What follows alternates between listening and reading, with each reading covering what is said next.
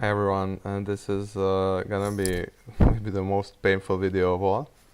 Um, this happened before the weekly instant 105, so if you saw me there, then you will know that I lost this game. Mm, I had black against, on paper, again, stronger opponent. So he was actually the number 2 seed, and his rating is something like 1794 or so, and there was an upper limit of 1800, and I was number 62. So already from the beginning, I had this feeling of, oh no, I'm playing against this strong guy. But of course, it's just like 100 points, so it doesn't really mean anything. It's true that he was a youngish guy, so about 16 or 17, but it's not that he's a wonder kid, right? So I wasn't really afraid of him or anything. So, and especially once the game went underway, I felt pretty confident pretty quickly. It was a bit weird. So at some point there was, so he was sitting next to a friend of his, and then they started talking about like, okay, now finally it's getting back on track. We're gonna do it. And I mean, it wasn't disrespectful to us per se.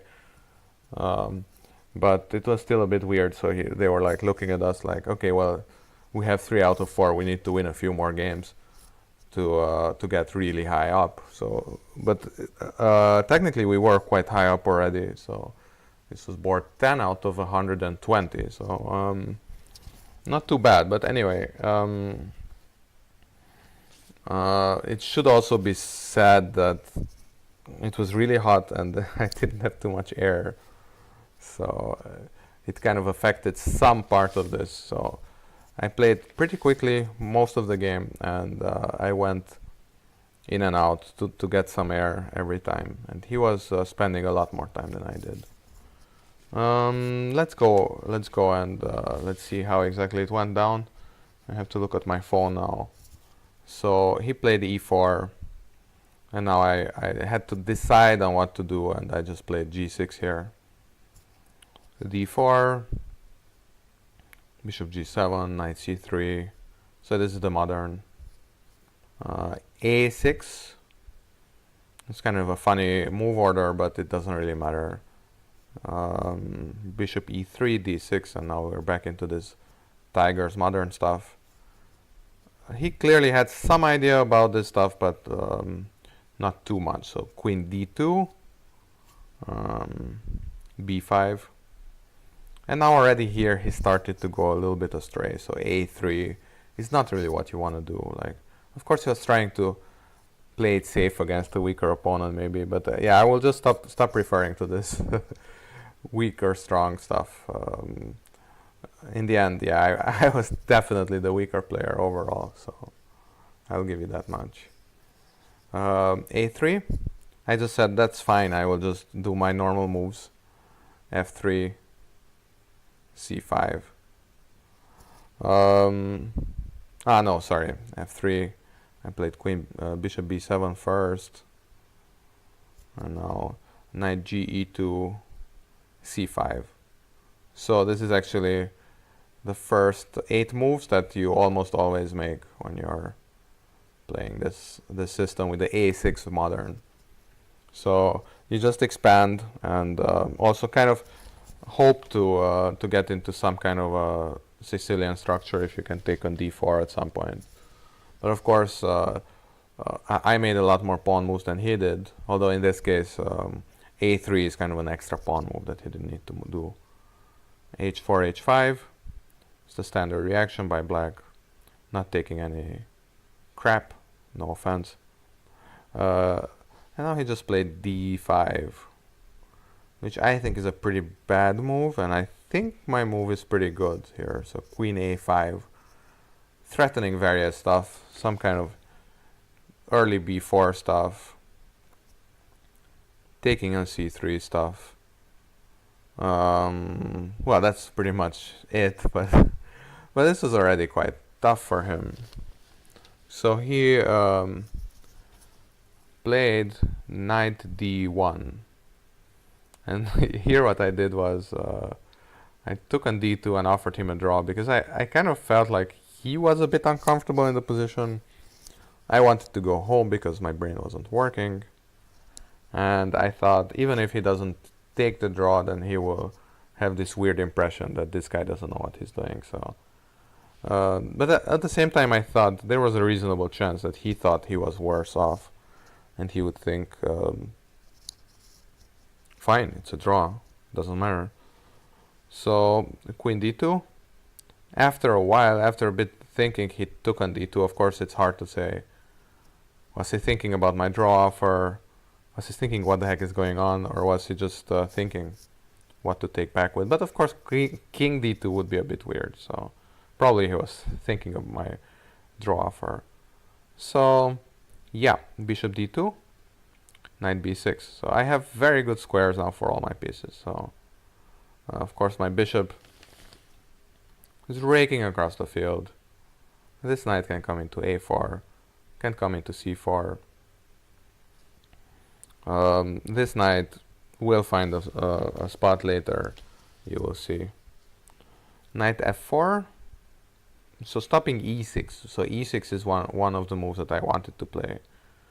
And maybe I could have played before, actually. But let's let the bygones be bygones. Knight f4, knight f6.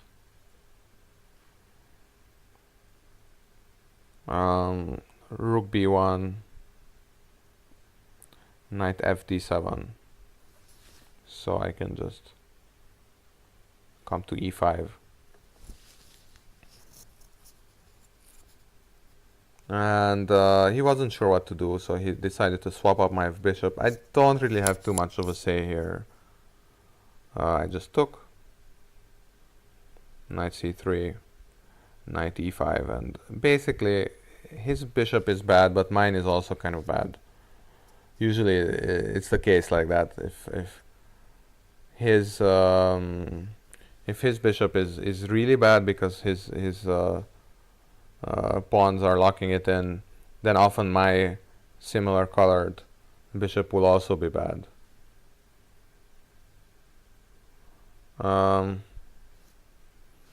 So it's not exactly unsurprising, but otherwise my knights, I would say, are better than his knights. King f2 he played. I just decided to castle. So by now I had probably like half an hour time advantage here. I just played everything kind of automatically. Of course, it's not a good policy in general, but here I felt like I have relatively straightforward plans, and there was no need to fall back on the clock. I castled g3, intending to swap up his bishop. I thought, okay, whatever. It's not really playing for a draw per se, but just trying to do stuff. I just thought, yeah, I don't mind this trade here. Knight bc4, intending kind of a cute move. Knight d2, attacking f3 and the rook. Of course, it's not exactly impossible to see. King e2. I'm actually wondering what does the computer really think here. I think he thinks I have an easy kind of a lightish advantage, minus 0.6 or so.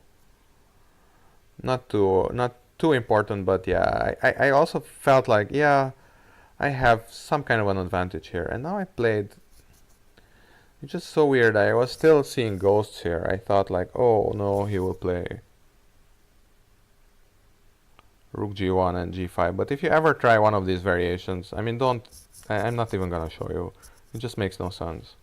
So I thought, oh, okay, I'm gonna evacuate my king. Like, I can't even say it with a straight face now. This is really crazy. Like, I was still afraid of being checkmated.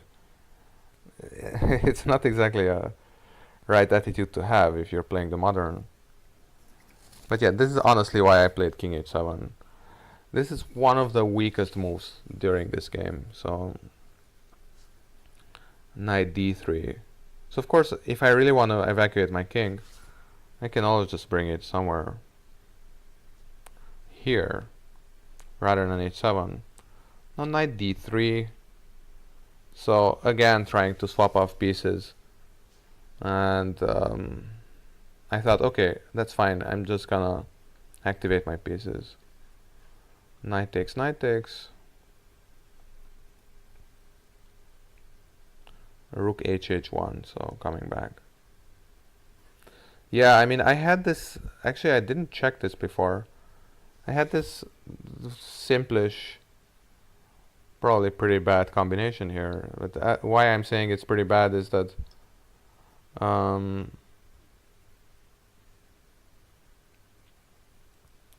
I'm giving up my two great knights. So I had this two nice knights there. Yeah, indeed, the computer thinks that this is better for white.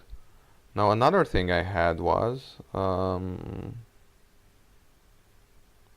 can play here. Yeah, I can play b4 first.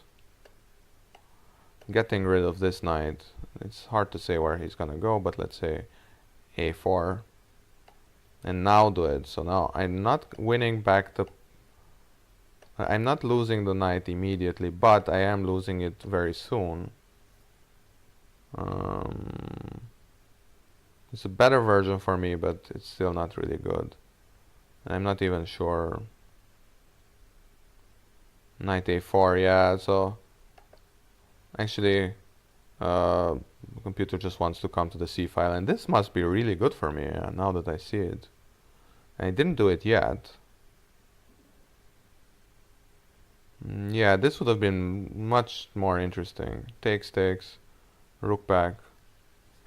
And now I played a5. So now this is the thing that I shouldn't really have gone for this stuff yet. Now the obvious difference between our camps is the king position. There's another obvious difference, is that I have the open queen side, so I can try to advance these pawns.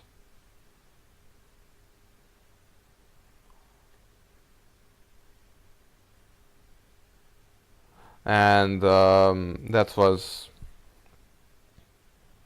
so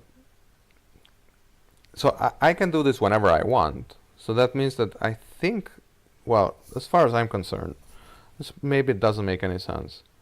I think one thing I could do is just bring my king, maybe even all the way to the queen side, and then open up everything. So right now my king is in a stupid place. I put it there. That's fine. I can put it back now. So why didn't I do it? I don't know. I just had this very simplistic idea. Okay, I can just open up the queen side. And that's what I did. So I rook h1, a5, a4, takes, takes.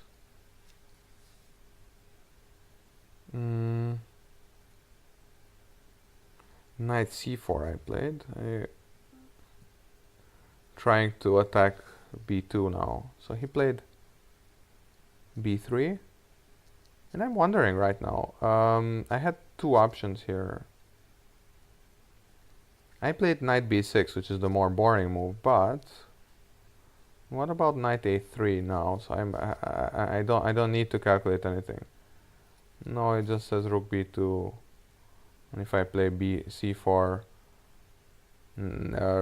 yeah, rook a2 just traps my stuff, my knight. So I'm not gonna. So it's good that I didn't go for it.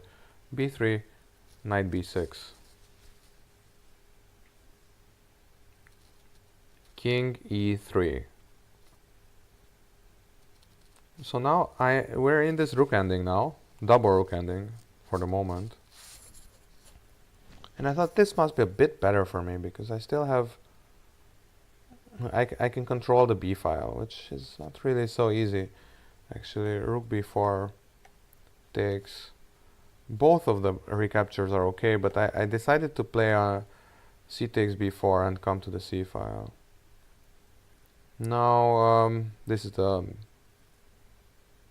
c3. I actually saw this move And I thought, yeah, that's maybe a problem. And of course now, whenever we exchange rooks, he's just gonna come in with the king and take all my pawns. So that's really bad.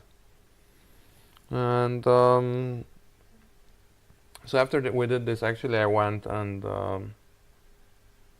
I went and got a drink. I got a beer and just said, okay, look, relax. It's a totally different game now. You have to think about everything differently. Yeah, it's gonna be an end game. It's gonna be a rook end game. You suck at rook end games, but you can do it. Okay. And of course, having a beer doesn't help chess per se, but it can help just to relax a bit. And it still sounds bad, relaxing, but just getting used to it, let's say. And I think it can help. It's just that right now. So after c3, I made basically a losing move immediately. It's not losing per se, but it's not very good, let's say. I played rook b8. After about 5 or 10 minutes of thought, well, probably 5, but still, rook b8 and now rook b1. And then I realized, of course, the pawn is pinned, so that's bad. And after the following kind of easy moves, well, I said, oh, wait a second, where's my king? Well, it should have done it much earlier, but I thought, well, he can't really pick up my pawn, can he? But yeah, he can, so knight c4, king c4, b2, king d3. And I thought, oh, wait, but I can pick up this pawn. And it turns out, no, I can't.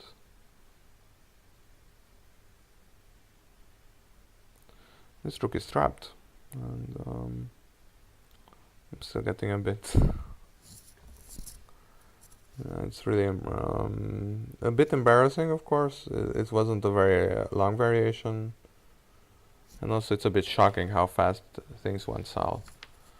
So, again, it's painful, yeah, but that's exactly what happened. So, what else could I have done here? So I had various ways of doing better and keeping the pressure on, but let's just assume, okay, this is where we went.